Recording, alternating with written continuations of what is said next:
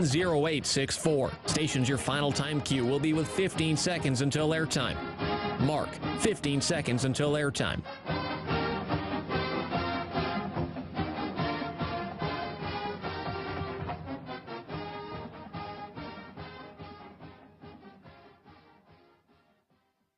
The following is a presentation of Learfield.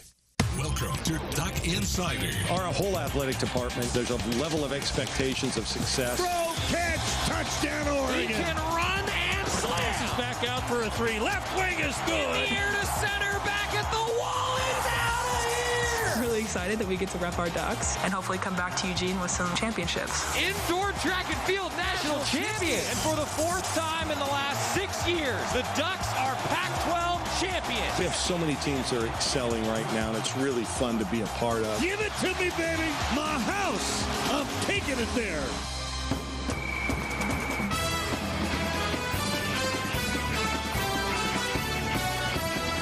This is Duck Insider on the Oregon Sports Network from Learfield, presented by On Point Community Credit Union. Better banking, local solutions. Live from the Country Financial Studio, here's Joey Mack.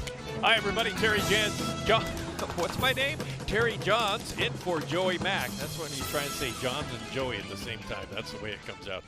Joey, I think the men's basketball team heading back probably as we speak, as they spent the night there after the loss last night to Colorado.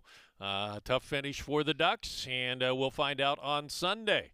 Not likely NCAA. I know some people still holding out hope. Some people saying, well, maybe, but it's pretty doubtful, and probably NIT.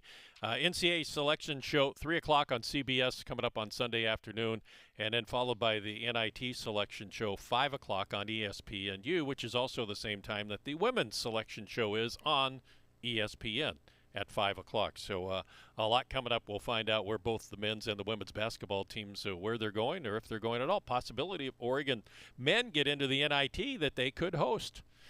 They could host a game or two, we hope. That you never know. The women, we don't think, going to host, and probably going to find out where we're heading off to coming up next week. Softball coming up at 4 o'clock this afternoon.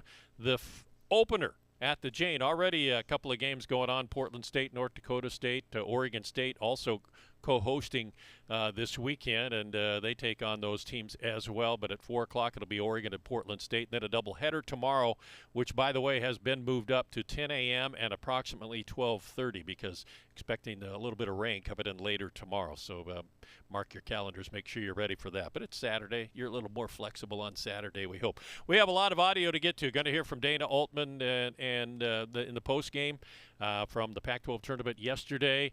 Also, Dan Lanning, as spring football underway yesterday. That's right, April 23rd, the spring game. Also a baseball game going on right after that. So be ready for that. A big Saturday coming up April 23rd. And then softball. We'll hear from Melissa Lombardi and a player who had a pretty good weekend, Valerie Wong, the catcher, who had just 4 home runs, 9 of 17, 9 RBIs last weekend. It's okay. She did all right, I think. But we'll hear from them. That's all coming up. So we got a lot of audio. What you want to hear from them, not from me. So first of all, let's go to Dana Altman and the post-game press conference with the media from Las Vegas last night. Well, we got beat on the boards bad, 13, and we were slow to loose balls. I thought we were just a step slow all day, trying to get balls. And they beat us in the categories that are really important: points off turnovers, second chance points, fast break points. They got us in all areas. So we didn't play as well as we needed to, obviously. I know the guys are disappointed. We just seemed to be a step slow all day, and at times our ball movement was slow. Our defensive rotations were really slow. So didn't get it done. Colorado got us, and it was a disappointment. Dana, when you and the coaching staff for the first 28 minutes did so well at managing in the chess match and managing around fouls, what happened when you keep Dante in on the third foul at 12:25 and then 27 seconds later it's the fourth? And how big a swing is that? It was big because Dante was rebounding. he had 11 boards. You know, offensively, he wasn't as sharp as he's been, but, you know, he was rebounding, and that's when the big discrepancy in rebounds, you know, became obvious. We were only down 2 at half, and, you know, that's, I don't know when Quincy got the charge called on him, but that's where it kind of popped open, you know, and we had some bad possessions there, and they got some second opportunities. Yeah, Dana, I was just going to ask you about that sequence when Quincy had that charge, and then you had a three-point play on the other end for Colorado. Just the importance of those 2 plays of how the game maybe got away there. Yeah, no, it was a big swing. I'm not sure exactly what the score was there, but that was a big swing in the game. And you know, we didn't get the stops. We did a good job last night at giving up easy baskets, not giving up easy baskets, and tonight our focus, you know, in the first half we were coming back in the zone, and Dante ran out to the wing, and they just shot an uncontested layup. You know, we had some focus mistakes, some scouting report mistakes that, you know, you got to give yourself a chance to be successful, and we made too many mistakes. Dana, at various points here in the back, you talked a lot about just how you guys as a coaching staff were adjusting to this team, whether it be after the BYU game or whether you were in the midst of Pac-12 play. I know it's still fresh on the back end of this, but what lessons do you think you and the rest of the staff have just taken away from this year going forward? Well, you know, you always want to take a step back, you know, and these guys are frustrated with me, and I'm frustrated, and so you don't, you know, want to make snap decisions, you know, just or evaluate things when the emotions are high. You know, we went into the season, our expectations were a lot higher. We didn't meet those expectations, and so as I mentioned, that's on me, that's on the fellas, you know, and we'll evaluate everything in our program, you know, to try to get better. But we do that every year, whether we go to, you know, the Sweet 16 or whether we come off a year where we don't think that we performed as well as we should. You know, we evaluate it and try to get better. Dana, you noted that Dante had a good game rebounding the ball, but really in all 3 matchups against Colorado this year, they've done a good job of making things difficult for him. What is it about the matchup that, you know, maybe gets him, you know, a little limited? You know, Batty's physical in there. You know, Walker. Walker's as good as anybody in the league, in my opinion. You know what he gets done. So, and he was, you know, obviously one of the best players on the floor today with 16 rebounds and 18 points. You know, so, you know, those 2 guys are athletic. You know, their activity, their length on the wings gives us problems. You know.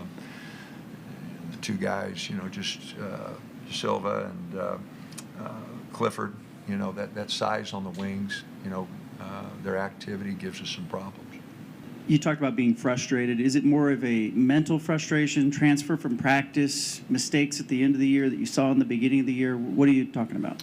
Oh, heck, we've been frustrated. You know, it started in the summer, okay? Dante couldn't work out because of his ACL. Frank couldn't work out from a lower leg injury. Quincy didn't work out because of knees. Eric didn't work out because he was getting some things put together academically. So our summer was messed up, you know, and we move into fall, and Quincy starts practice, you know, just off of rest, you know, 5 months, 6 months of rest. You know, Dante doesn't start practice. Frank's coming back from 5 months off. And so everything just started slow. And, you know, we just never caught up, you know. And I think you know, the question about what does it show your staff shows you how important the summer is, you know, especially when you bring in new guys. You know, Quincy, we had talked about exactly how we wanted to change his game, you know, and get him more acclimated to the perimeter. Well, that's hard to do when, you know, you don't work out every day. Frank's got tremendous energy, but we need to work on his skill level. He needs to play a lot more basketball, and that's hard to do when he can't work out for 5-6 months. And then Dante, Dante's been here 2.5 years because of COVID one summer and ACL. We've never worked out with him, and I know that those are excuses, but when you talk about frustration, I felt like the guys are talented, and we never had a good summer. The fall started off, the trust factor wasn't there. These guys, all had opinions on how the game should go, and a lot of times they didn't match mine. And, so, there was just that, give and take there. And, it's my job to communicate with them, to connect with them. And, it just didn't click the way I wanted it to. And I'm sure they feel the same way. Quincy's been dying to break out all year, all right? And the people in from Montreal got him go, all right? So we need to put the cardboard cutouts in the stands and have him go. And, Waldo's junior college transfer and, that getting acclimated to a Division I program and, the intensity in that, those are all adjustments. And we just didn't make them. We just didn't make them. Not like we should. We won 19 games and we should have won more. I mean, I can't be any more blunt about that. We were talented enough. We were experienced enough. We had some nagging injuries in the summer and that, but and nagging injuries through the year, but nothing that should have taken away from what we should have accomplished. And for that, I apologize to these guys because, we got to be better. We got to be better as a staff.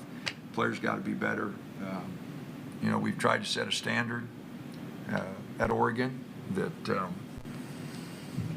that we try to meet. And I just felt like for the first time in a long time, we didn't meet that standard. What impact did it create not having Richardson on the lineup? Well, I think these guys will tell you, Will's, since Christmas time, has really tried to help us lead, and tried to, he was really hesitant to start the year on trying to, he's been to 2 Sweet 16s, he's been on 2 Pac-12 championships team, he's won a tournament. You got to let that experience show. And he was hesitant to do that for whatever reason. But when he came back from Christmas, I was very pleased with his effort to lead, and to try to get us going. And he was a big reason. We had a little stretch there where we played well. And so, no, we missed him. We missed his depth. He's basketball savvy, is as good as anybody we have on the team. His awareness, his basketball savvy is very good, and we miss that. Jacob's very good getting downhill, making plays in the transition, not quite as good in the half court, where Will's much better in the half court. And some of our half court execution was not very good because that's usually Will running some sets for us. Danny, you mentioned obviously feeling like you guys have come up short of that expectation. You talked about throughout the season that there are no moral victories for this program. It's going to be the first time in 4 years that on Selection Sunday you're awaiting an NIT bid. How do you get this group focused again and motivated again for a situation where you guys know and feel you've fallen short and whatever is before you on Selection Sunday with an NIT? Well, if they're competitors, James, they'll want to put the O on. I mean, I'd be really disappointed if they didn't. I mean, we had aspirations of going to the Rose Bowl, and we're going to the Weed Eater Bowl, or it's not what we hoped for. All right, the Liberty Bowl, whatever. It's everybody wants to go to the NCAA tournament, and I understand that. And our guys, but you have an opportunity to put Oregon on your chest. If that doesn't mean anything to you, then there's a lot of guys out there that are disappointed. There's been a lot of good players go to the NIT, and there'll be a lot of good teams in the NIT, and there'll be a lot of name programs that have more tradition than the University of Oregon that'll be in the NIT. So I'd be very disappointed if we get the invitation on Sunday if our guys weren't excited about playing. And we've been in 2 NITs at Oregon. When I was 100 years ago at Kansas State, we went to the Final Four in the NIT, and it was a great experience to go to New York and play in the Garden. I want to play, and I hope our guys get the opportunity, and I hope they take it, because we're not too good to play in the NIT. Our program, where we're at, we're not too good to play in the NIT. It's still an honor. And, it isn't the NCAA tournament. I'm not going to try to convince them of that, but it's an opportunity to play. And if you're a competitor, the opportunity to play should mean a great deal to you. And I would hope that an opportunity to play for the University of Oregon in any type of postseason would mean something to them. Yeah, if you're a competitor, you want to put on the O and go compete. I think that kind of says it all, what Dana wants, and he wants his players to buy into that, right? And I think they've been trying to get the buy-in a lot of the season, and that's why it's kind of been up and down, up and down. But, a chance to go play and maybe affirm some of those things that he was talking about. They didn't get done in the summer with those players who were injured. Players, they get better in the off season. That's when you get better, and then you come together as a team during the season. And I think the summer, as Coach laid out there with the question, that they've been playing catch-up the whole season, and it kind of looked that way. All right, coming up next, spring football returned yesterday. Head coach Dan Lanning and his first press conference for the spring. Coming up next here on Duck Insider. Terry in for Joey. Back after this on the Oregon Sports Network from Learfield. Thanks for calling Toyota. This is Jan. How can I help? Hey, Jan. Say, is now a good time for a new Toyota? You bet it is. Now through April 4th is the perfect time to shop for a RAV4, Tundra, Tacoma, Corolla, and more. Imagine yourself in a RAV4. Where would you go first? Skinny Al's Barbecue. I'm imagining you inviting me. Let your imagination run wild at your participating Toyota dealer. Ready, set, go get your Toyota today. Toyota, let's go places. Dealer inventory may vary. After 2 years of construction, my wife and I finally moved into our dream home. So when a bathtub fixture broke, causing major water damage, I was glad we had the home insurance protection we needed. How do you know your home is protected? Talk to a Country Financial rep like me, Nick Simon. We can help you understand your options and select coverages to meet your needs. Then if something happens to your home, you won't have any surprises. Need the right coverage for your home but not sure where to start? Visit TakeSimpleSteps.com or contact a local Country representative. Your daily dose of Oregon athletics. This is Duck Insider from Learfield. If a natural disaster comes knocking, how prepared is your family? You can't just close the door on earthquakes, floods, or hurricanes and hope they go away. That's why it's important to make a plan now. Ready.gov/plan has the tools and tips you need to prepare your family for an emergency. So if disaster shows up at your doorstep, you'll be ready. Visit ready.gov/plan and make a plan today. Brought to you by FEMA and the Ad Council. Hey, son. How are you feeling? I'm fine, Pops. What's on your mind? I can't explain it. Navigating without a compass, eyes waiting, started to wonder. Metamorphosis, the loss of who you thought you was. When your kid can't find the language, help them find the lyrics. Listen to the Sound It Out album and get tips and tools to start a conversation at sounditouttogether.org. Brought to you by Ad Council and Pivotal Ventures.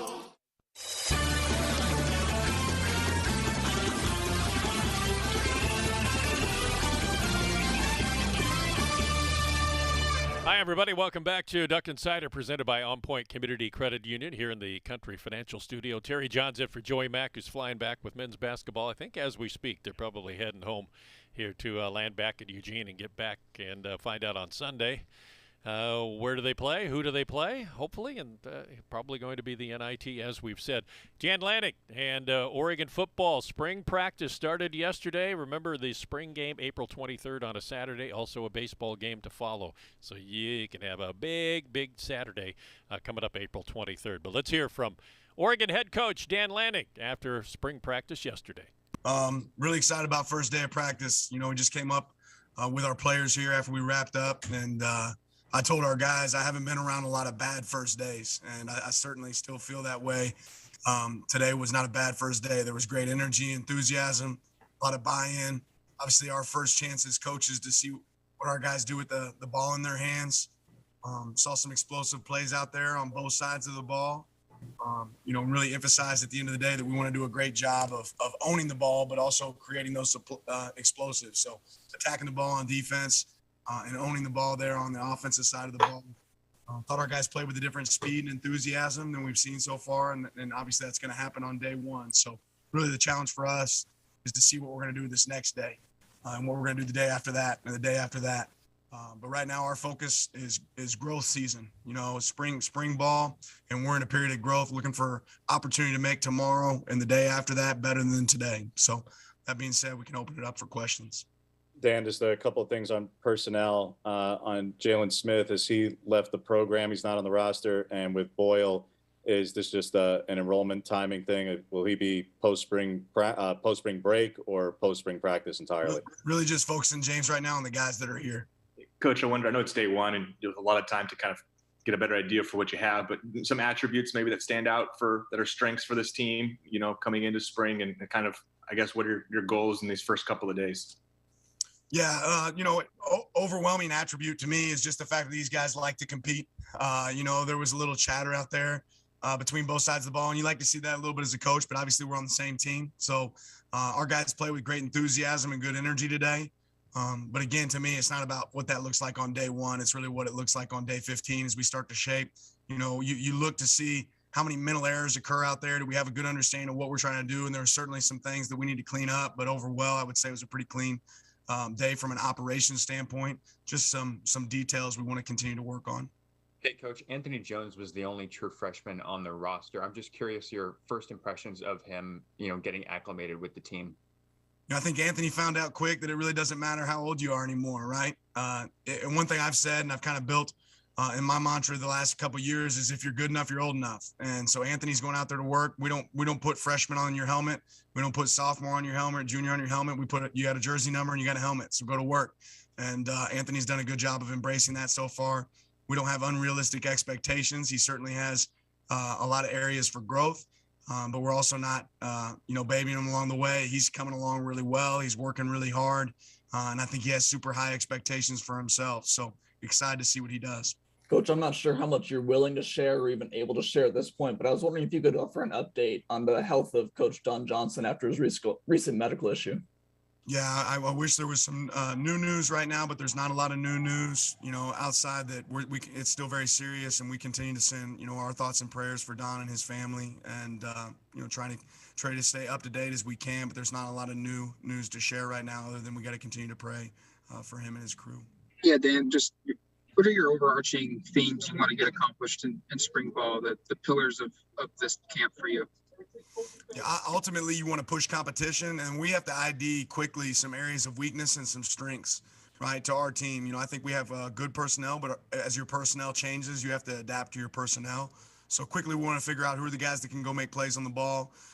Defensively, who are the guys that can play in space, who can rush the passer, who can protect, who can own the ball on offense.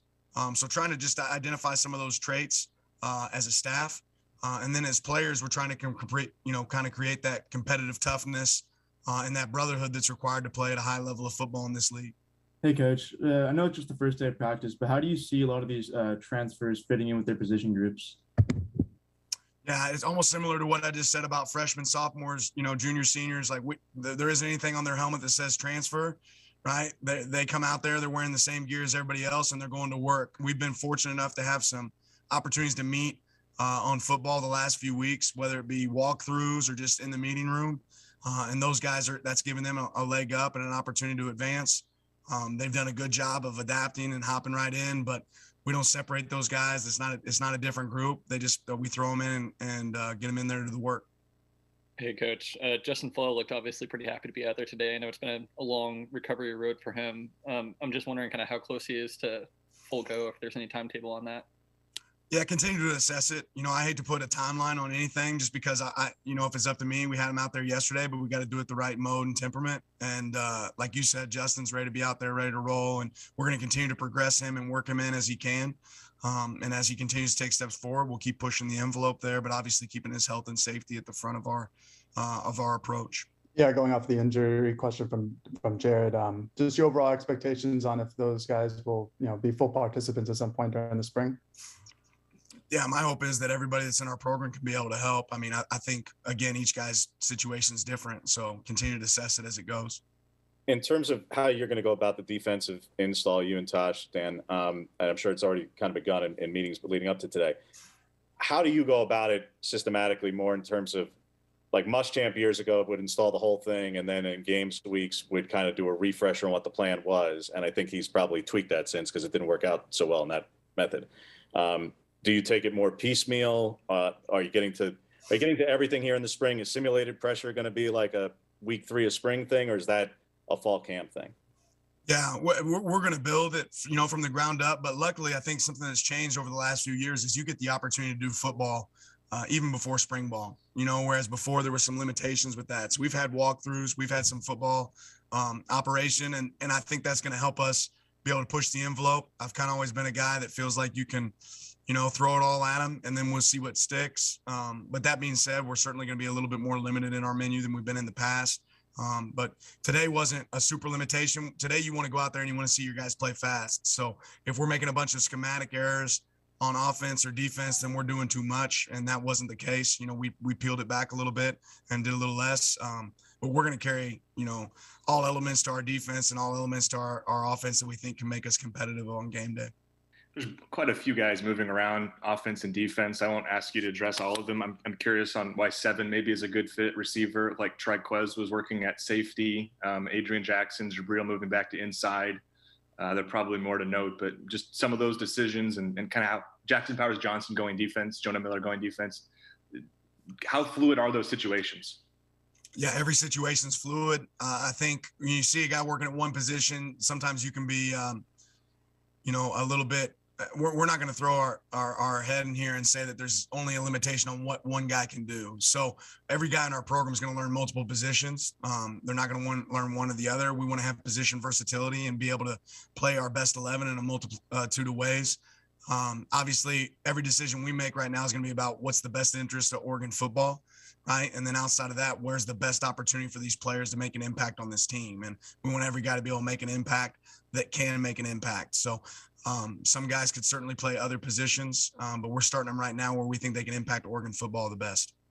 I'm curious, last year when you guys had a team that you knew was going to be peaking for that year, how you guys went about planning your spring at Georgia versus what it's like for you guys this year, where it's not saying that you guys aren't peaking or going for it this year, but when you're in a little bit more transition, like what are you guys trying to get out versus of like when like a team like last year?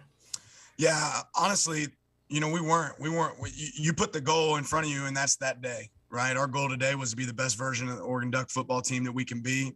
Last year when I was at Georgia, we didn't start sitting here talking about national championships on that day either. You focus on how can you get better in spring. And again, like I said, our goal here is this is growth season, right? What can we get better at right now? Let's have a grower's mindset. Right, let's be learners and growers. Let's go out here and figure out what can I do better. I think every guy's natural reaction as a player and a coach is to come off the field and then they want to pull up the clip of film where they caught a ball, or they made a tackle, or they punched out a pass.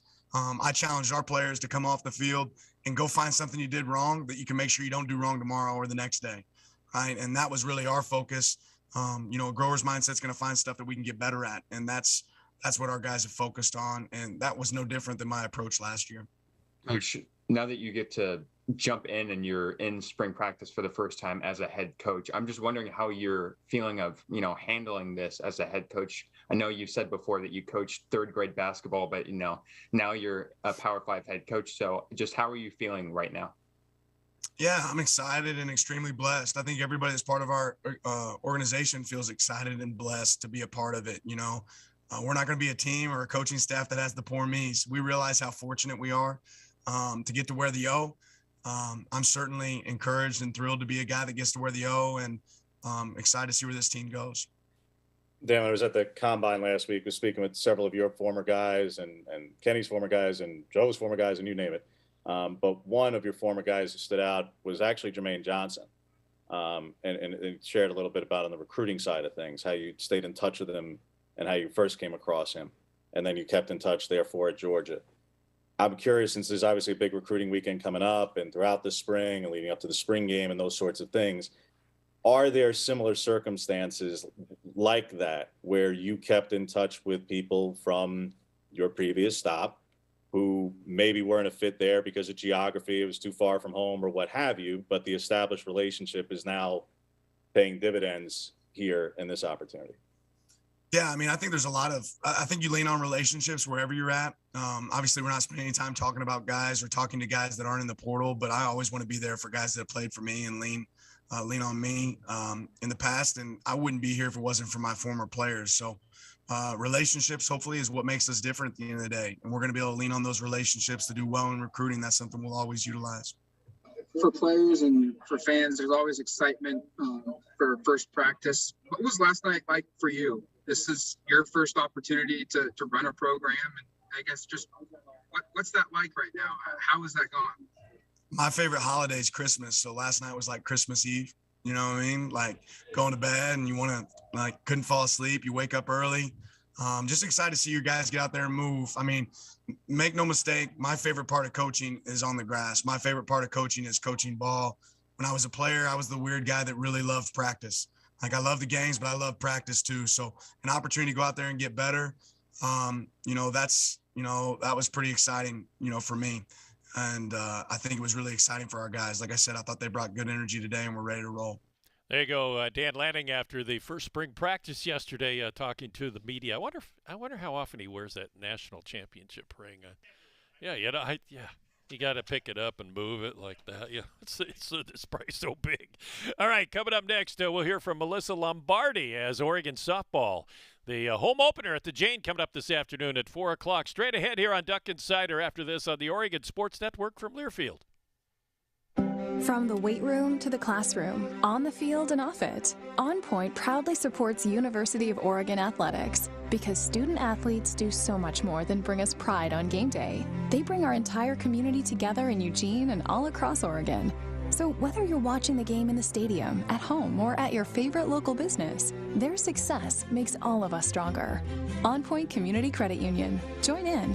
OnPointCU.com. Federally insured by NCUA. Equal housing opportunity. As my family continued to grow, I realized I'd have to replace my beloved Jeep with something that has, well, more seats. I'm Jason Hines, Country Financial Rep and father of 7. Whether you're upgrading from your sporty ride with no room for a car seat or finally replacing your well-loved beater that still has a cassette player, you'll want the right protection for your new car. Work with a Country Financial Rep like me and get the protection you need at a price you can afford. Learn more at TakeSimpleSteps.com or contact a local Country representative. You're listening to Duck Insider. Duck Insider on the Oregon Sports Network from Learfield. Hey, Dad, how do airplanes fly? What's in this box? Is this tree good for climbing? How are babies made? What does this thing do? Kids are curious about everything, including guns. Talking to them about gun safety in your home is a good first step, but you can do more. Always keep your guns locked, unloaded, and stored separately from ammunition. Safe gun storage saves lives. Learn how to make your home safer at endfamilyfire.org. That's endfamilyfire.org. Brought to you by End Family Fire, Brady, and the Ad Council. Adopt US Kids presents What to Expect When You're Expecting a Teenager. Learning the lingo. Jelly. Jelly adjective. Jelly is a shorter, better way to say jealous. As in, Chloe, I am like so jelly of your unicorn phone case. You don't have to speak teen to be a perfect parent. Thousands of teens in foster care will love you just the same. Visit adoptuskids.org. Brought to you by the U.S. Department of Health and Human Services, Adopt US Kids, and the Ad Council.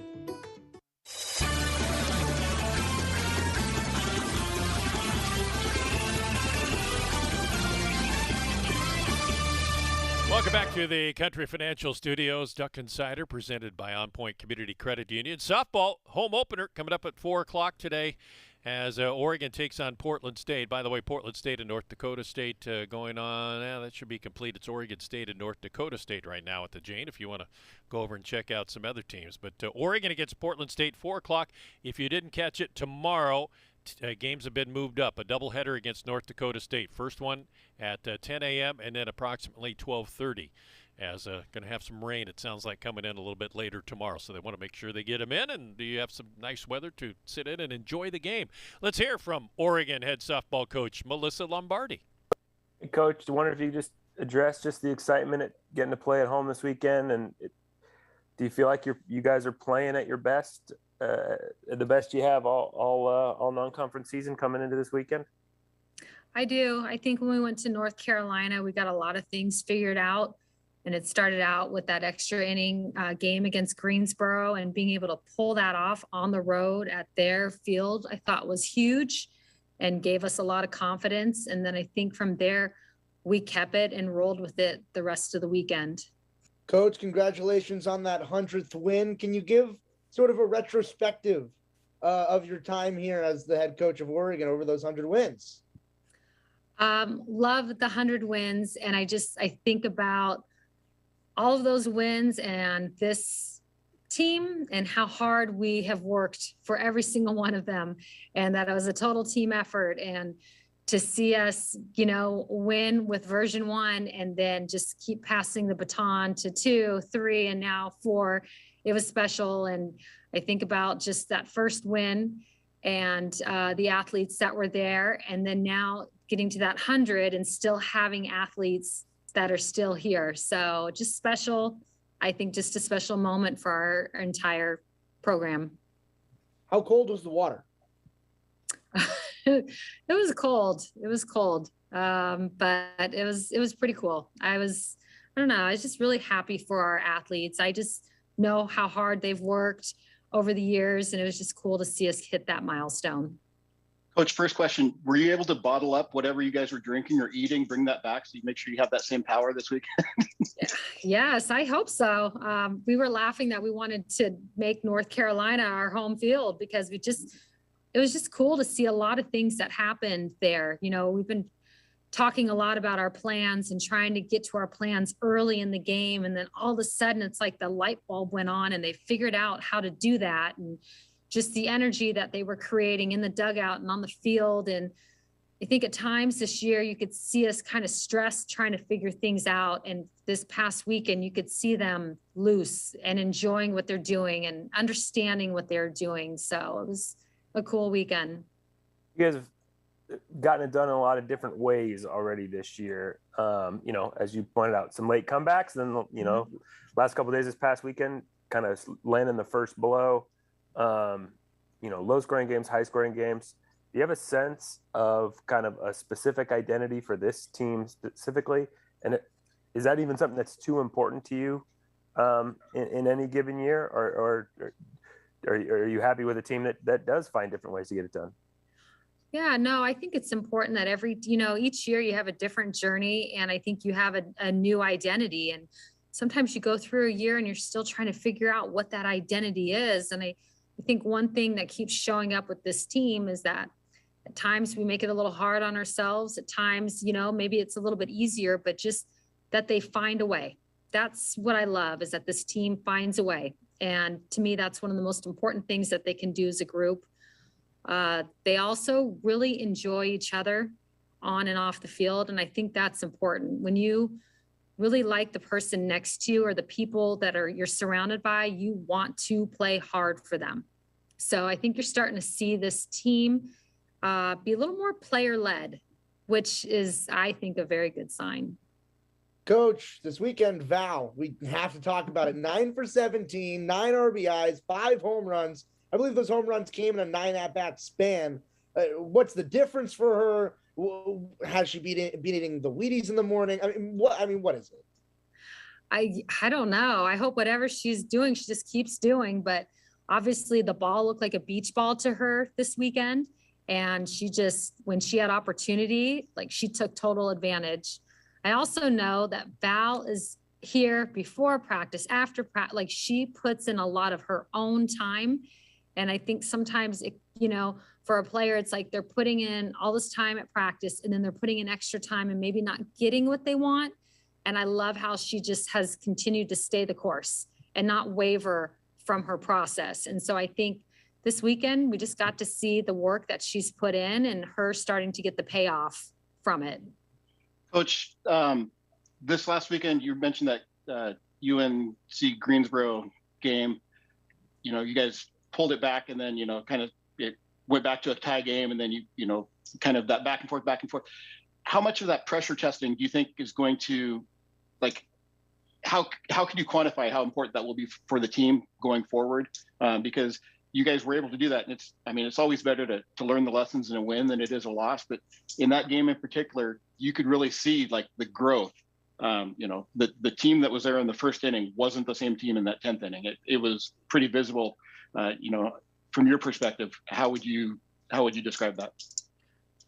I agree with you. I think the team that showed up at the beginning of the game and the team that we saw to the middle end, they were totally two different teams.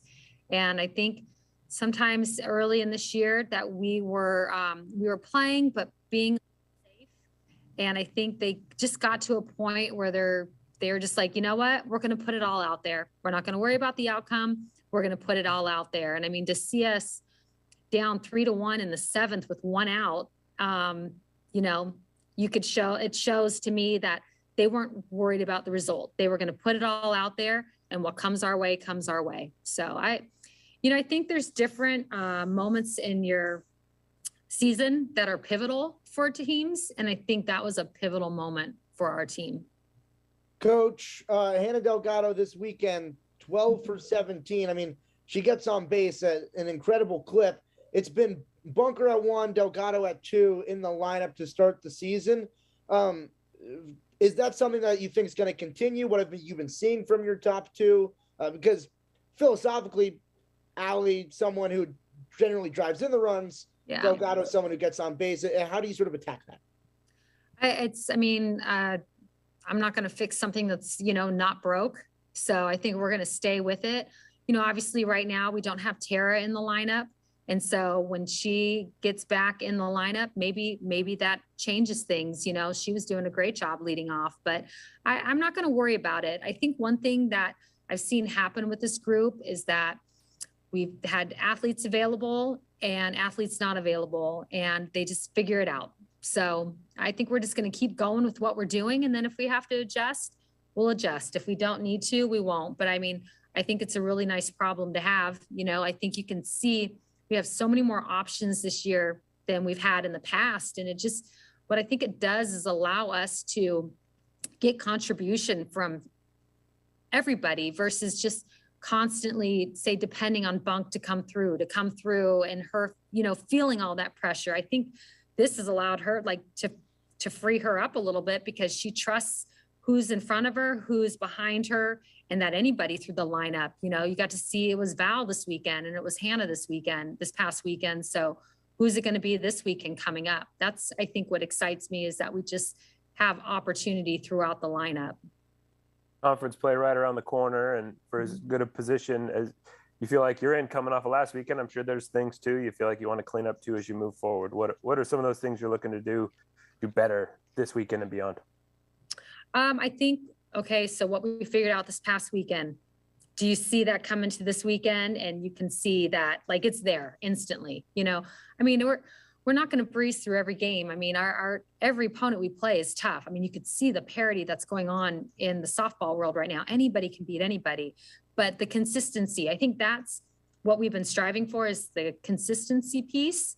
And you could see that showed up. So I think early in the year, our pitching staff did a great job of holding things down for our offense. And then you could see this weekend, there's a little bit of a reversal of our offense holding it down for our pitching staff and defense, So to me, I'm looking forward to seeing all three cylinders going at once, seeing that the offense, the pitching, and the defense are all taking care of business. I think when you see all three show up, then we're going to really have a good idea of what this team, will look like.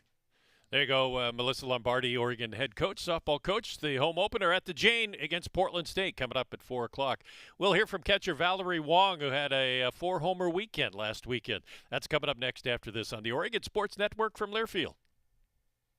At Shadow Hills Country Club, our all-inclusive event pricing allows us to take care of all of the details while you enjoy your event. Our wedding garden, expansive grounds, ballroom, and meeting rooms can accommodate any size event and come complete with full catering and service staff. From weddings to business and social events, Shadow Hills offers the benefits of a resort atmosphere and the peace of a country setting just minutes from downtown Eugene. For more details, call us today or go to shadowhillsevents.com. Attention Student Rocket League gamers. The $125,000 Level Next Rocket League Spring Showcase is back, and free entry is now open. Rep your school in the Level Next Rocket League Spring Showcase to win the championship trophy, ring, and part of the $125,000 prize pool. Like this opportunity, food is too good to be wasted. With Best Foods, you can save more and waste less food. Hashtag make taste, not waste. Registration closes March 27th. Sign up now at levelnextesports.com. This is Duck Insider, presented by On Point Community Credit Union on the Oregon Sports Network from Learfield. What is dedication? My daughter started making necklaces. She makes what we call affirmation fashion. I tell her every day that your black is beautiful. And if there's anything better than being beautiful, it's being smart. And if there's anything better than being smart, it's being kind. And reaffirming that every day is our method of making sure her chin never drops. That's dedication. Visit fatherhood.gov to hear more. Brought to you by the U.S. Department of Health and Human Services and the Ad Council. These are the sounds of a dinner. A dinner that almost didn't happen. A dinner now served, thanks to people like you. Due to COVID-19, 17 million more Americans may face hunger. Feeding America is helping our neighbors in need. And if you're able, you can too. Donations are being accepted at feedingamerica.org/coronavirus. Brought to you by the Ad Council and Feeding America, 200 food banks strong.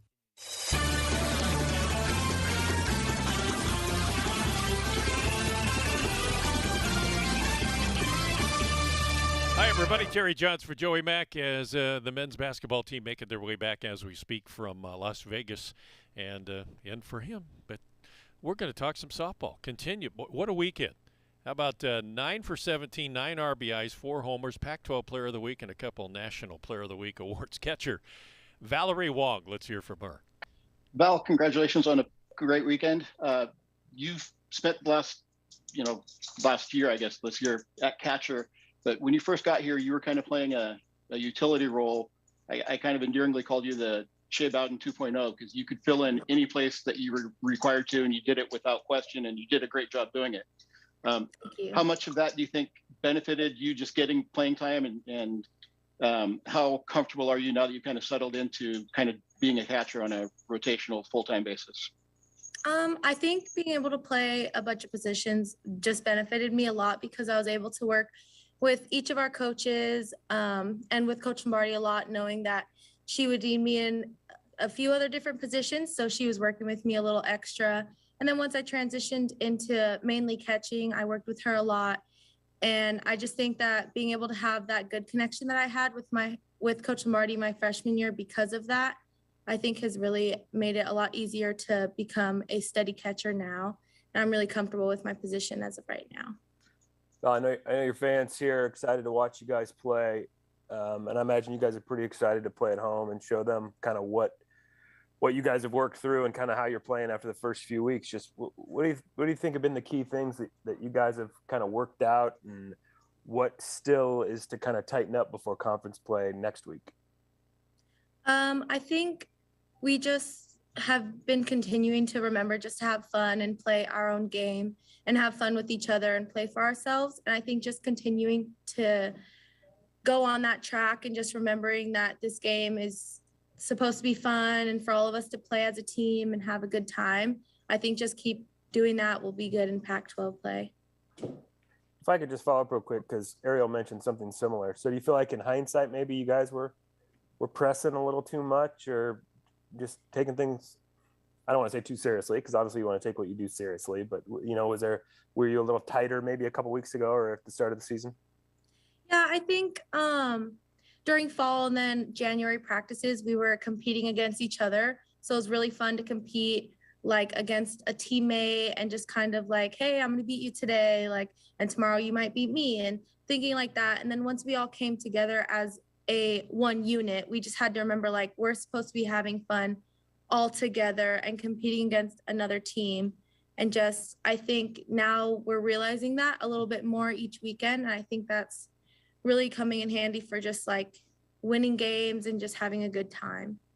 Val, first and foremost, congratulations being named D1 Softball Player of the Week, Pac-12 Player of the Week. What do those accolades feel like? Thank you. They feel really good. I mean, I'm a really hard worker, and I just think that I've been playing a lot for my team and just wanting to have fun as an individual on the team and doing what I can for like my teammates. And when I'm in the box, just keeping it simple to get something done.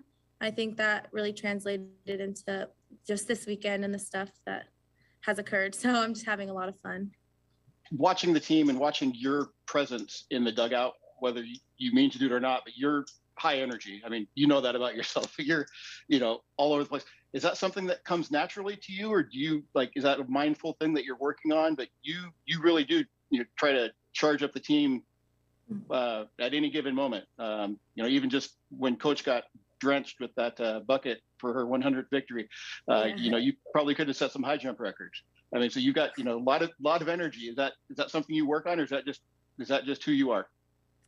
I think it's just who I am, and then remembering like from my freshman year, for a while there, my role was to be a very, very good teammate if I wasn't on the field playing. And I just think keeping that in mind is I'm playing for my teammates, and if I'm not on the field with the people who are on the field, I'm in the dugout and I'm cheering extra loud for everybody just who is playing and just having a good time in the dugout.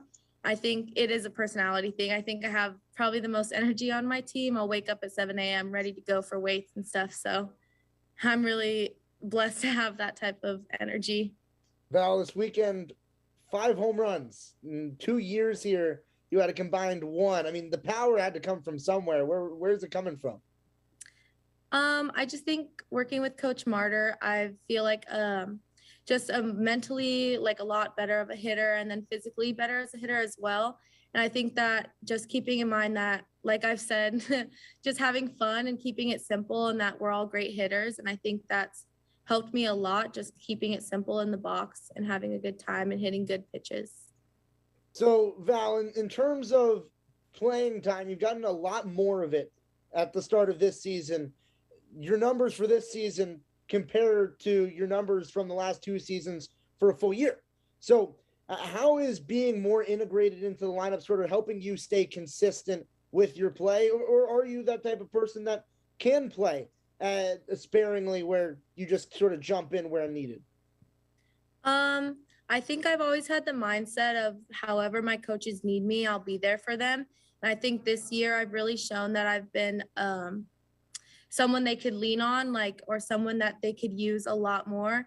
And I think mentally for me, that's just come from just wanting, obviously, to be in the lineup, but also wanting to execute for my teammates and just get things done. And I think that's really helped a lot with the amount of at-bats that I've had this year and feeling comfortable in the box. And I think just the competitiveness is competing for a spot every day, it's really good for me. Talking about, being comfortable in the box, do you feel any pressure? Because you've done, a few more pinch hit things this year so far, but it doesn't seem like you actually feel any pressure. I mean, you look the same, those pinch hitting times versus regular at bats. Is that just the plate appearance is plate appearance?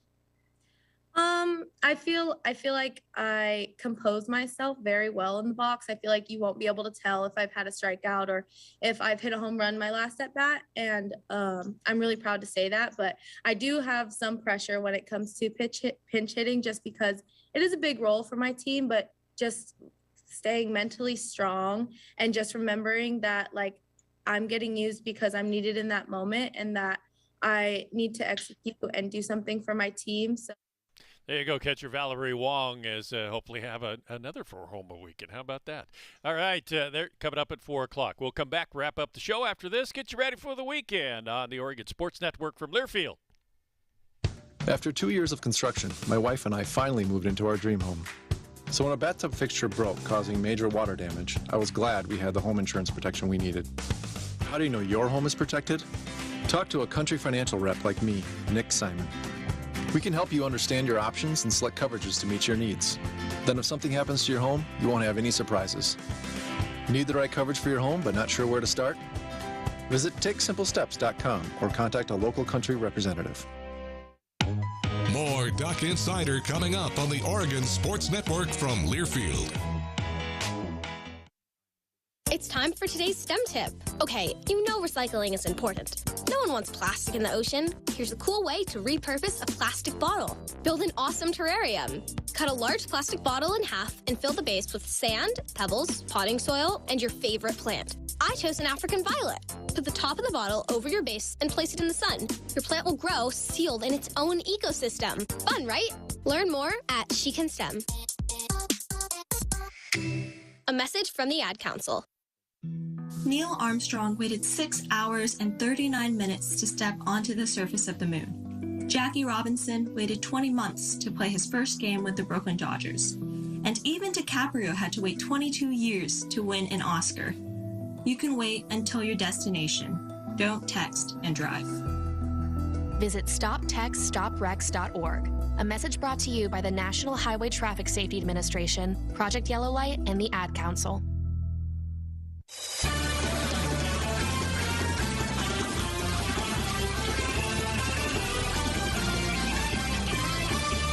All right, welcome back. Terry Johnson for Joey Mack. Again, NCAA Selection Show, 3 o'clock on CBS. NIT follows at 5 on ESPNU for the men. For the women, at 5 on ESPN.